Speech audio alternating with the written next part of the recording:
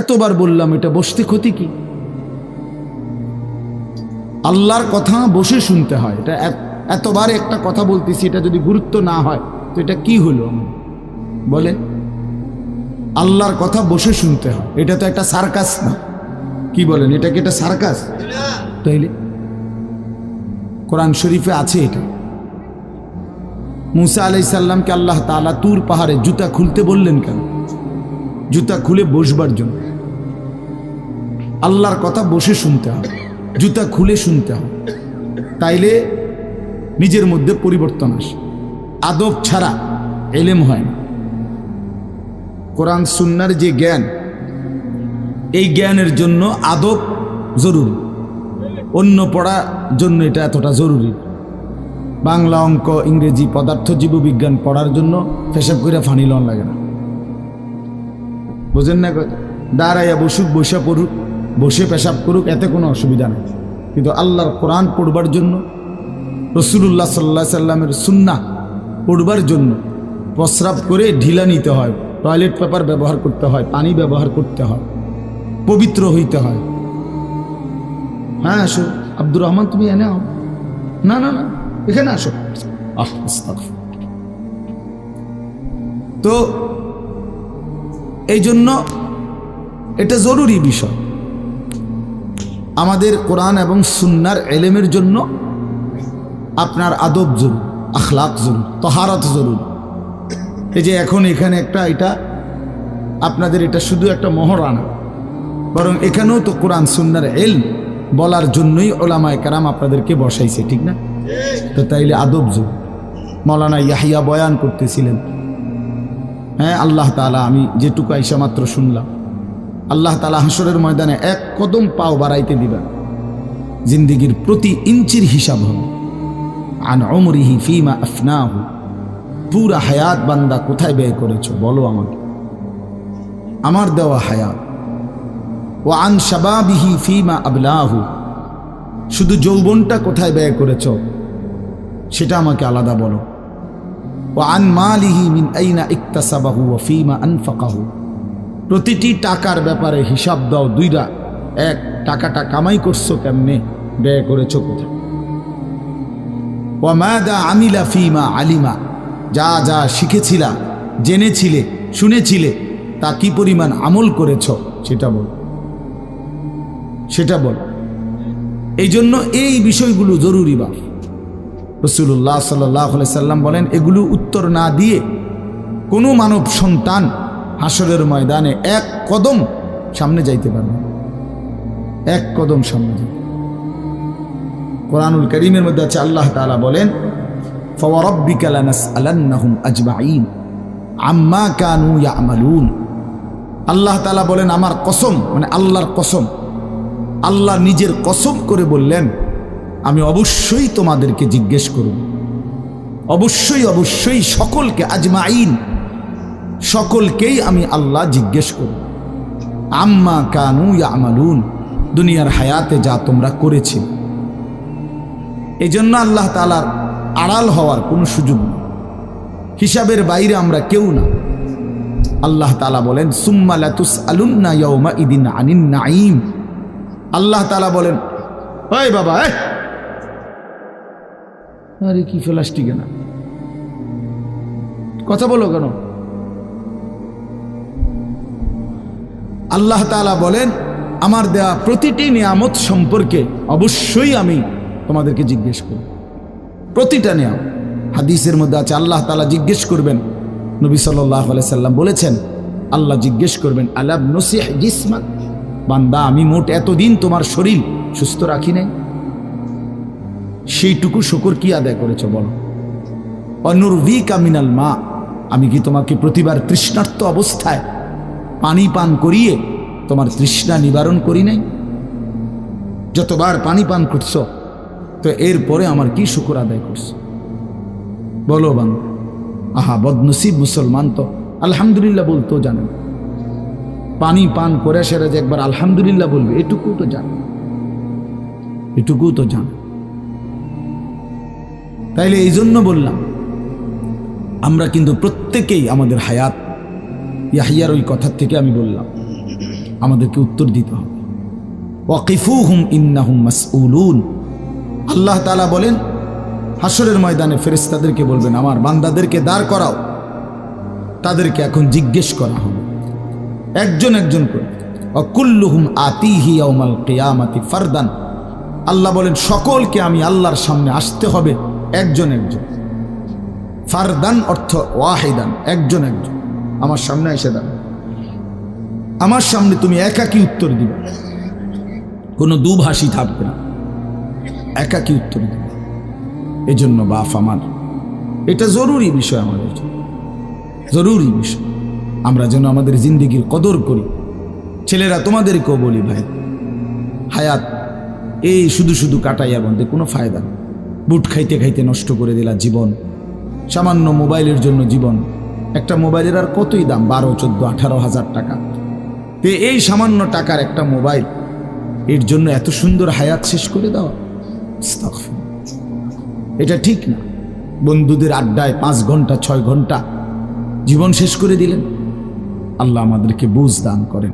এজন্য চলেন প্রতিটা মাহফিলের বয়ান মনোযোগ দিয়ে শুনবেন, জুমার নামাজের বয়ান মনোযোগ দিয়ে শুনবেন। যখনই ওলামায়ে কেরাম কথা বলে মনোযোগ দিয়ে শুনলে ধীরে ধীরে পরিবর্তন হয়। মানুষ একদিনে বদলায় না, এটা আমরাও জানি। একদিনে কোনো জুনায়েদ বাগদাদি হয়ে যাবেন, একদিনে কোনো আব্দুল কাদের জিলানি হয়ে যাবেন। ওনারা নিজেরাও একদিনে হয় নাই, তা আপনি হইবেন কেন? বুঝেন নাই? জুনায়েদ বাগদাদি এত বড় আল্লাহর ওলি হয়েছে একদিনে, তো বাইজিদ বুস্তামি এত বড় আল্লাহর ওলি হয়েছে একদিনে, তো আপনি হবেন কেন? কাজে এইটা কোনো কথা না। কিন্তু শুনতে থাকলে, গুরুত্ব দিলে, আন্তরিকতা দিয়ে শুনলে একদিন আল্লাহ তাআলা বদলে দেয়, পরিবর্তন নসিব হয়। এই পৃথিবীতে অগণিত মানুষ যারা জালেম ছিল, নাফরমান ছিল, পাপী ছিল, হাজারো অন্যায়ের মধ্যে ডুবা ছিল, এমন মানুষও আল্লাহর দয়ায় কোনো একদিন রাত গভীরে, কোনো একদিন দিনের আলোতে, কোনো সামান্য কথায়, কোনো সামান্য ঘটনায় জিন্দেগি বদলায় ফেলছে। পিছনের জীবন থেকে তাওবা করে নতুন জীবন গ্রহণ করছে, আল্লাহ পাককে রাজি খুশি করে জামানার আউলিয়া হয়ে গেছে। এরকম বহু ঘটনা আছে, বহু ঘটনা। এই জন্য আমরা ইনশাআল্লাহ মনোযোগ দিয়ে আল্লাহর কথা, আমার বয়ান না শুধু সমস্ত আলেমদের বয়ান মনোযোগ দিয়ে শুনবেন। বলেন ইনশাআল্লাহ। কোরআন সুন্নাহর কথা মনোযোগ দিয়েই শুনবেন, দেখবেন বরকত হবে। যদি আমার এই কথা একজনে বুঝেন, আমি মনে করি এতটুকুই আমার লাভ। 2 জন বুঝলে 2 জনই লাভ। আল্লাহ আমাদেরকে তৌফিক দান করেন। চলেন কোরআনুল কারীমের এই সূরাটি 99 নম্বর সূরা। 114টি সূরা কোরআন শরীফে, তন্মধ্যে এটা হলো 99 নাম্বার, 30 নম্বর পারা। পুরা কোরআনুল কারীমের মধ্যে মোট 30 পারা। এই মোট 30 পারার মধ্যে এটা হলো 30 নম্বর পারার সূরা, 99 সূরা নম্বর। সূরাটির নাম হচ্ছে জিলজাল, সূরায়ে জিলজাল। জিলজাল শব্দের অর্থ বা জালজালা, জিলজাল একই শব্দ, দুইটার 2 রকম ব্যবহার। অর্থ হলো ভূমিকম্প। জিলজাল শব্দের অর্থ কি বলেন? ভূমিকম্প। ভূমিকম্প, এই যে জমিন কাঁপে, ভূমিকম্প হয়, এই সূরার অর্থ হলো এইটা। এই ভূমিকম্প বলতে, জিলজাল বলতে আল্লাহ তাআলা কিয়ামতের ভূমিকম্প বুঝাইছে। পৃথিবীতে এমনিতে প্রতিনিয়ত মাঝে মধ্যে বিভিন্ন এলাকা ভেদে, অঞ্চল ভেদে ভূমিকম্প হয়।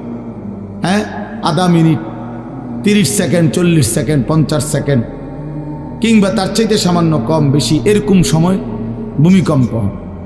এতেই বহু ক্ষয়ক্ষতি হয়। যখনই যেখানে কোথাও ভূমিকম্প হয়, তো সেখানে অনেক ক্ষয়ক্ষতি হয়, ঘর বাড়ি বিভিন্ন কিছুর অনেক ক্ষতিগ্রস্ত হয়। কিন্তু আল্লাহ তাআলা বলেন একটি চূড়ান্ত ভূমিকম্প আছে, যেই ভূমিকম্পটা যখন হবে তখন একসাথে আল্লাহর সৃষ্টি পুরাটা জমিন একসাথে ভূমিকম্প, এবং সেটা কতক্ষণ থাকবে সেটা আল্লাহই জানে, সেটা আল্লাহই জানে। এরকম ভূমিকম্প হবে, আর সেই ভূমিকম্পটা হলো কিয়ামতের ভূমিকম্প। অর্থাৎ এই পৃথিবী ধ্বংস করার জন্য আল্লাহ তাআলা তার গোটা সৃষ্টি জগৎকে মৌত দিবেন। মৃত্যু দুই রকমের, একটা হলো ব্যক্তিগত পৃথক একক মৃত্যু, আর একটা হলো গোটা আলমের মৃত্যু। সবার যখন পৃথক মৃত্যু হয় তো এটারে বলে মৌত, আর গোটা পৃথিবীর যখন আল্লাহর সৃষ্টি সবটার যখন একসাথে মৃত্যু হবে সেটারে কয় কিয়ামত। সেটাই কিয়ামত, ওইটাও একটা মৃত্যু। আসমানের মৌত হবে, জমিনের মৌত হবে, সূর্য চন্দ্র গ্রহ নক্ষত্রের মৃত্যু হবে, অর্থাৎ সব কিছু শেষ হবে।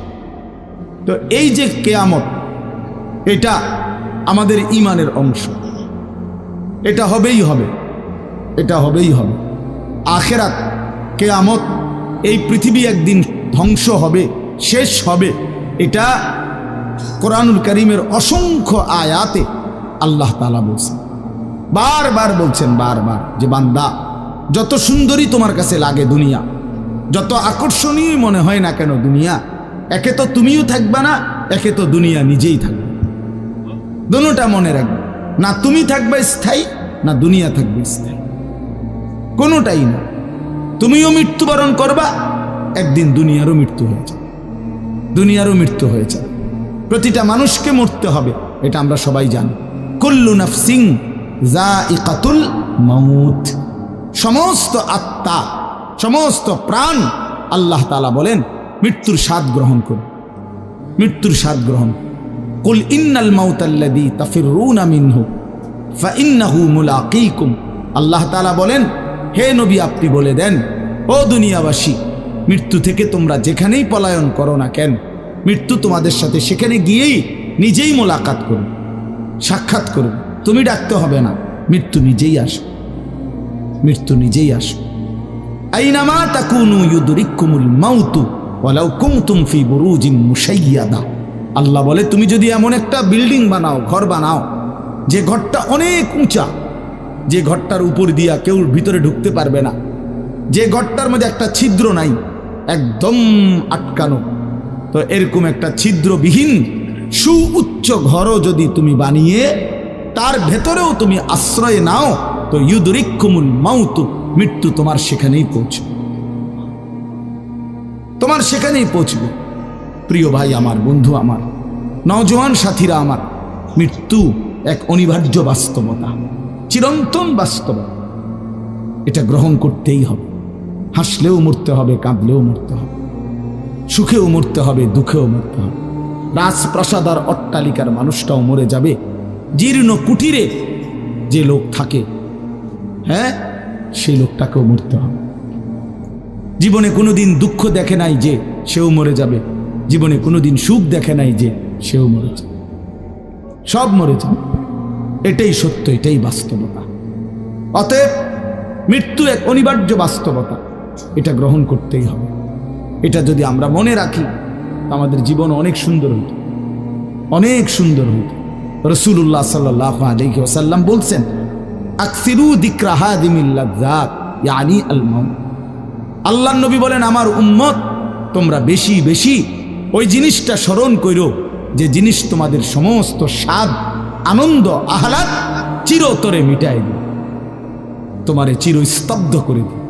জলজ্জান্ত মানুষটা আমাদের সামনে হাঁটতো, চলতো, উঠতো, বসতো, ঘুরতো, ফিরতো, হ্যাঁ, সেই মানুষটা মনে করেন আমার চোখের সামনে নাই, তার লাশ আমার সামনে, আহা সেই লোকটা স্তব্ধ। পৃথিবীর কত মানুষ কত আওয়াজ করতেছে, কত শোরগোল করতেছে, কিন্তু এই লোকটা হাতও নাড়ে না, পাও নাড়ে না, চোখও মেলে না, আর কিছুই করে না। এ কি আশ্চর্য বিষয়! চোখের সামনের এই মানুষটা নাই, কি হলো তার? কে তারে থামায় দিল? কে তারে স্তব্ধ করে দিল? এ তো আমার মতো ঘুরতো, ফিরতো, হাঁটতো। আহ, আমার আব্বারে আমি কত দেখছি, একদিন আমার আব্বা চলে গেল। আমার দাদারে আমি কত দেখছি, আমার দাদা একদিন চলে গেল। আমার জ্যাঠারে আমি দেখে আসছি, দোয়া করে আসছি, ফু দিয়ে আসছি। এক সপ্তাহ পরে জ্যাঠা ইন্তেকাল করলেন, আবার এক সপ্তাহ পরে আমি গিয়া জ্যাঠার জানাজা পড়াইছি। এই তো বাস্তবতা। যুবক ভাই, তুমিও মনে রাখো, বয়স্ক বাবা আপনিও মনে রাখেন। হাসান বসরি রহমতুল্লাহ আলাই একজন বড় বুজুর্গ ছিলেন, উনি বলতেন, তিনি যখন কোনো যুবককে দেখতেন আর বয়স্ক দেখতেন, তো তিনি যুবকদেরকে বলতেন, ইয়া মা'শারাশ শাবাব ইন্না যারআ কাদ তুদরিকুহুল আহাতু ক্বাবলা আন ইয়াবলুগা। তিনি উপদেশ দিতেন, হে যুবকগণ শোনো, সব ফুল, সব ফল, সব গাছ চারা পরিপক্ক পাকা পর্যন্ত পৌঁছায় না, তার আগেই অগণিত ফুল, অগণিত ফল, অগণিত চারা গাছ ঝরে ঝরে। এটা উনি মনে করাইতেন মৃত্যুর কথা। উনি এটা বুঝাইতেন, যুবক তুমি দেখো একটা আম গাছের মধ্যে যতগুলো মুকুল ধরছে ফুল, সবগুলো আম হয় না। যতগুলো আম ধরছিল ছোট ছোট, সবগুলো বড় পাকা পর্যন্ত যায় না, তার আগেই ঝরে যায়। ঝরেই যায় বেশি, থাইকা যায় অল্প। তার মানে যুবক, কিশোর, তরুণ এই বয়সেই মৃত্যু হয় বেশি, বৃদ্ধ পর্যন্ত পৌঁছে কম। পুরা বাড়িতে অনেক সময় এমন হয় একজনও বয়স্ক লোক নাই, একজনও নাই।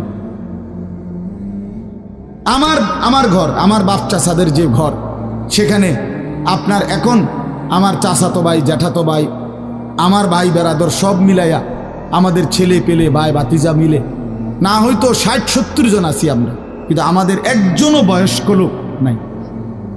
আমার দাদাও নাই, দাদিও নাই, জ্যাঠাও নাই, চাচাও নাই, আমার আব্বাও নাই, কেউ নেই। তাইলে কেন এমন হলো? তাহলে বোঝা গেল অধিকাংশই ঝরে যায়, কবরে চলে যায়, মৃত্যু হয়ে যায়। এই জন্য ধোঁকা না খাওয়া। আরেকটা হলো, বয়স্ক লোককে দেখলে উনি বলতেন, হাসান বসরি রহমতুল্লাহ আলাইহি, ইয়া মা'শারা শুয়ুখ, হে বৃদ্ধগণ। উনি তাদেরকে জিজ্ঞাসা করতেন যে মা ইউনতাজারু বিসসারআ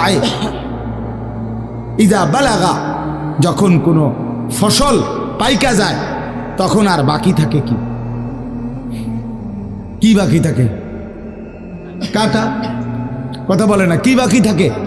ক্বালু আল হাসাদ, বা কাটাটা বাকি থাকে, পাইকা তো গেছে।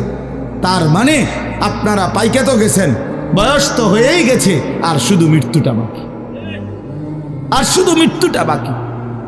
তাইলে যুবককে বলতেন, তুমি ভেবো না তুমি বৃদ্ধ হবা, কারণ অসংখ্য ফুল তো আগেই ঝরে যায়, অসংখ্য ফল তো আগেই ঝরে যায়, অসংখ্য গাছ তো আগেই ঝরে যায়। আবার বৃদ্ধকে বলতেন যে আপনার তো আর কিছুই বাকি নাই, আপনি তো পাইকেই গেছেন, এখন শুধু কাটা, কবর, মৃত্যু ছাড়া আর বাকিটা কি? তাহলে মৃত্যু ভুলে না যাওয়া, মৌত ভুলে না যাও। রাসূলুল্লাহ সাল্লাল্লাহু আলাইহি ওয়াসাল্লাম বলেন, কাফা বিল মাউতে ওয়াইজান। নবীজি বলেন, কোনো মানুষ যদি মৃত্যুর কথা স্মরণ করে, তার ওয়াজের জন্য, নসিহতের জন্য এটাই যথেষ্ট, এটাই যথেষ্ট। আমরা কিতাবে পড়ছি, হযরত ওমর রাদিয়াল্লাহু তাআলা আনহু, এত বড় সাহাবী, উনি বলতেন, কুল্লা ইয়াউমিন ইউকালু মাতা ফুলান মাতা ফুলান ওয়ালা বুদ্দা মিন ইয়াউমিন ইউকালু মাতা ওমর। তিনি বলতেন, হায় শোনো, প্রতিদিন ঘোষণা হয় আজ অমুকের মৃত্যু হলো, অমুকের মৃত্যু হলো, অমুকের মৃত্যু হলো। অচিরেই একদিন ঘোষণা হবে আজ ওমরের মৃত্যু হলো, আজ ওমরের মৃত্যু হলো। উনি বলেন, এই ঘোষণা শুনবে খুব দ্রুত একদিন। এই জন্য বাপ, এই আমাদের ব্যক্তিগতভাবে প্রতিনিয়ত মৃত্যু হচ্ছে, ঠিক এভাবে আমরা তো মরছি, একদিন এই গোটা আলমের মৃত্যু হবে। এই গোটা সৃষ্টিটাই আল্লাহ তাআলা গুটায় ফেলবে। আচ্ছা, কি আশ্চর্য কথা, এটা কি অবাক করা। এক মিনিট যদি কেউ বিবেক দিয়া ভাবে, যারে বলে কি হুজুর, বলেন কি, এত বড় আসমান ভেঙে যাবে, এই সূর্য খসে পড়বে, চাঁদ খসে পড়বে। আল্লাহ তাআলা বলছে, ইযা সামাউন ফাতারাত, আসমান ভেঙে যাবে। ওয়া ইদাল কাওয়াকিবুন তাসারাত, তারকারাজি খসে খসে পড়বে। ইযা শামসু কুব্বিরাত ওয়া ইদাল কাওয়াকিবুন তাসারাত। আল্লাহ তাআলা বলছেন, সূর্যটা গুটায় ফেলা হবে, পাহাড়গুলো বালির মতো, তুলার মতো উঠতে থাকবে। ইদা রাজ্জাতিল আরদু রাজ্জা, এই জমিনের মাটিগুলো রেজা রেজা, পাউডার পাউডার হয়ে যাবে। বা ইদাল বিহারু ফুজ্জিরাত, সমুদ্র খাল বিল নদীর পানিগুলো সব টকবগে উতরাইয়া গরম হইয়া বাষ্পের মতো উড়ে যাবে। না কোথাও পানি থাকবে, না কোথাও গাছ থাকবে, না আসমান থাকবে, না জমিন থাকবে, কিছুই না। আচ্ছা, এটা কেমন কথা? এটা কেমন আশ্চর্য বিষয়! এই গোটা আলমের মৃত্যু হবে। আল্লাহ তাআলা কোরআনুল কারীমে বিশ্বাস করেন, অসংখ্যবার এই কথা এটা বলছে, এটা হবেই হবে। ইদা ওয়াকাতিল ওয়াকিআ, আল্লাহ বলেন এই ঘটনাটা ঘটবে। লাইসা লিওয়াকাতিহা কাযিবা, এই ঘটনা মিথ্যা মনে করার মতো কেহ নাই। যেদিন ঘটে যাবে তখন আর কারো কোনো মিথ্যাবাদী আর থাকবে না, অর্থাৎ কেউ আর অস্বীকার করার সুযোগ হবে না। চোখের সামনে দিন, চোখের সামনে দিন। কোরআন শরীফে একটা সূরা আছে, সূরা হজ। ওই যে আমরা হজ করি না, এই হজ সূরাটার নাম। এই সূরার শুরুতে আল্লাহ তাআলা এই পৃথিবী ধ্বংসের কিয়ামতের একটা সাংঘাতিক বর্ণনা দিয়েছেন। ওইখানে আছে, আল্লাহ বলেন, ইয়া আইয়ুহান নাসু তাকু রাব্বাকুম, হে মানুষ তোমরা আল্লাহকে ভয় করো। আর শুনো, ইন্না জালজালাতাস সাআতি শাইউন আযীম, নিশ্চয়ই কিয়ামতের ভূমিকম্প, জালজালা, এই যে বললাম জিলজাল এবং জালজালা অর্থ ভূমিকম্প। আল্লাহ বলেন কিয়ামতের ভূমিকম্প, ইসরাফিল যখন ফু দিবে, আমার এই পৃথিবী যখন ভাঙতে শুরু করবে, এই সৃষ্টি জগৎ পুরাটা যখন আমি আল্লাহ গুটায় ফেলবো, ওয়াসসামাওয়াতু মাতবিয়াতুম বিয়ামিনি, আল্লাহ বলেন 7 আসমান আমি আল্লাহ তাআলার হাতের মধ্যে গুটায় ফেলবো, গুটায় ফেলবো। তুমি জানো না আমার ক্ষমতা?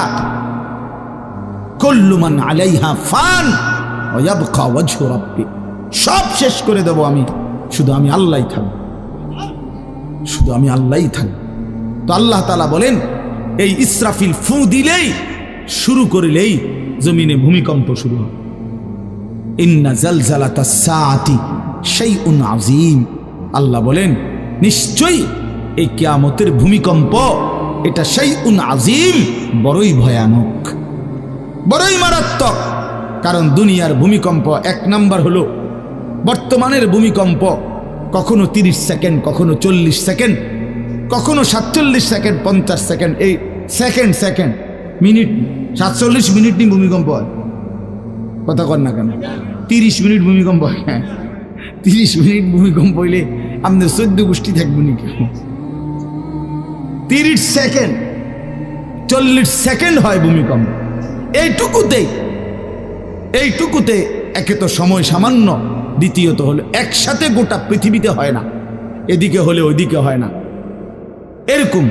কিন্তু আল্লাহ তাআলা বলেন ইসরাফিল ফু দিলে যে ভূমিকম্পটা হবে, সেই ভূমিকম্পটা গোটা পৃথিবী একসাথে নাড়ায় দিবে, একসাথে মিলিয়ে। 47 সেকেন্ড না, কতক্ষণ সেটা আল্লাহই জানে। তখন অবস্থা কি হবে? মানুষের আতঙ্ক, এই ভূমিকম্পে আতঙ্ক। হ্যাঁ, আমি একবার চাঁদপুর মাহফিলে ছিলাম, রাত্রে ঘুমাইছি মসজিদের রুমে, ইমাম সাহেবের রুমে। এই সময় ভূমিকম্প আইছে, দরজা খুলে দিছি দৌড়, মসজিদের মাঠে আইছি দাঁড়াইয়া, চাই যে পুরা গ্রামের মানুষ সব আইসা পড়ছে, হই হুল্লোড় চিৎকার, হায় হায়। অথচ সবাই চিৎকার দিতে দিতে ভূমিকম্প শেষ।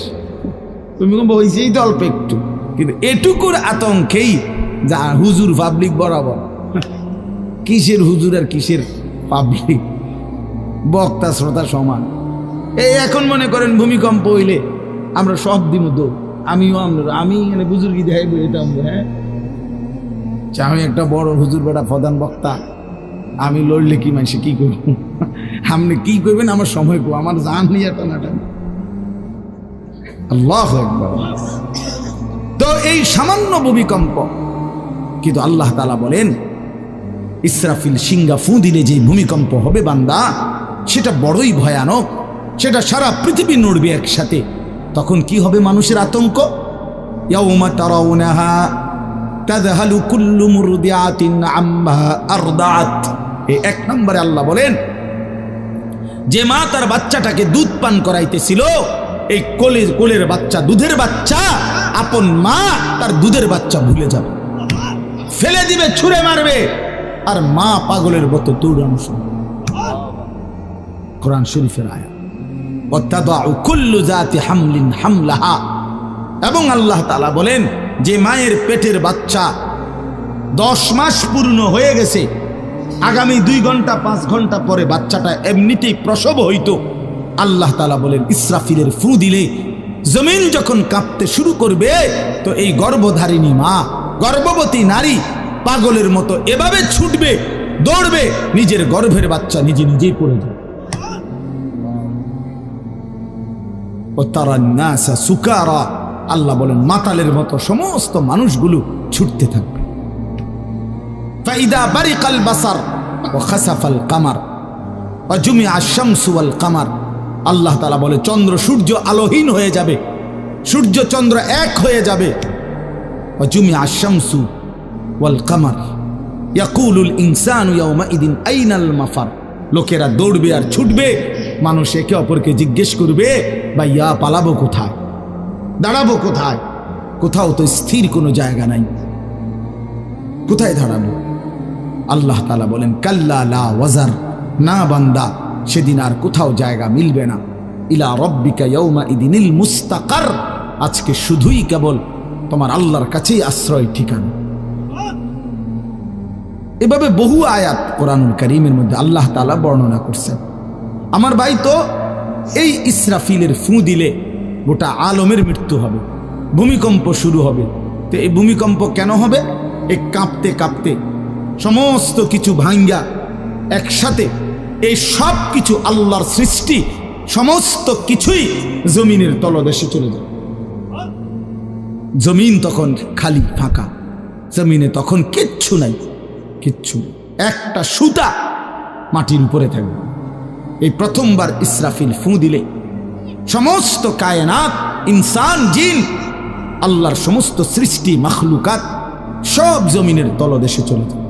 মানুষ ও জিন ও অর্থ সম্পদ, স্বর্ণ রৌপ্য মণি মুক্তা হীরা জহরত সব সব সব একটা কাগজের অস্তিত্ব, সব কিছু, গোটা জমিন ফাঁকা। এভাবে কতদিন আল্লাহ জানে, কতদিন আল্লাহ জানে। হ্যাঁ মা ভাই, এরপরে একটা নির্দিষ্ট সময় পরে আবার আল্লাহ তাআলা ইসরাফিলকে জীবিত করবেন, করে আবার আল্লাহ তাআলা দ্বিতীয়বারের মতো ফু দিতে বলেন। এই 2 ফুঁয়ের মাঝখানে কতদিন? নবী সাল্লাল্লাহু আলাইহি সাল্লামের এক হাদিসের মধ্যে বলছে 40 সাহাবীরা ব্যাখ্যা করছেন মুহাদ্দিসিন, সেই 40টা হতে পারে 40,000 বছর, 40,000। এই জন্য বাপ একটা কথা হলো, সর্বশেষ যেই লোকটা কবরে যাবে, শেষ যেই ব্যক্তি মরবে পৃথিবীতে, হতে পারে তাকেও শুধু কবরেই থাকতে হবে 40,000 বছর, 40,000 বছর। এরপরে তো আখিরাত। এই 40,000 বছর যদি কবরে আযাব হয়, 40,000 বছর যদি কবরে আযাব হয় ভাই, তখন কি হবে? এবার ভেবে দেখেন, এখন যারা কবরে যাচ্ছে, হ্যাঁ, নূহ আলাইহিস সালামের জামানায় যারা মারা গেছে, ইব্রাহিম আলাইহিস সালামের জামানায় যারা মারা গেছে, নবীজি সাল্লাল্লাহু আলাইহি সাল্লাম তো 1,500 বছর আগে ইন্তেকাল করছেন, 1450 বছর আগে। তো ওই সময়ে যারা মারা গেছে তারা কবরে পড়ে আছে আজকে 1,500 বছর, 1,500 বছর, 1500 বছর। তাহলে নূহ আলাইহিস সালামের জাতি কত বছর থেকে পড়ে আছে? কোথায় নূহ নবী, কোথায় আমাদের নবী? কত ব্যবধান! এই জন্য বাপ, শুধুমাত্র কবরের বিষয়টাই তো সাংঘাতিক, আখিরাত তো পরে। শেষ ব্যক্তিটাও যদি কবরে থাকতে হয় 40,000 বছর, তো এখনকার মানুষগুলো আছে কত কাল ধরে। এই যার কবরে আযাব হচ্ছে, আহা বাপ, সে কি পরিমাণ কষ্ট পাচ্ছে ভাইবা। দেখে কবরবাসীদের রুহের মাগফিরাত। আরে ভাইয়া, একবার চোখ বন্ধ করে 1 সেকেন্ড ভাবেন, আজ আমরা যাদের রুহের মাগফিরাত কামনা করলাম, এই 20 বছরের ব্যবধানে, 30 বছরের ব্যবধানে, 10 বছরের ব্যবধানে, 50 বছরের ব্যবধানে, আবার এর পরের লোকেরা আমাদের রুহের মাগফিরাত কামনা করে। এটা কি পরিমাণ বাস্তবতা, কি পরিমাণ বাস্তবতা! এটাকে অস্বীকার করার, না বুঝার কিছুই নাই, মৃত্যুকে না বুঝার কিছুই নেই। কারণ এত বেশি জলজ্জান্ত আল্লাহ তাআলা এটা আমাদের সামনে দেখাইছেন, এত মানুষের মৃত্যু আল্লাহ আমাদের সামনে দেখাইছেন, এটাকে অস্বীকার করার, না বুঝার কিছুই নেই। তো চলেন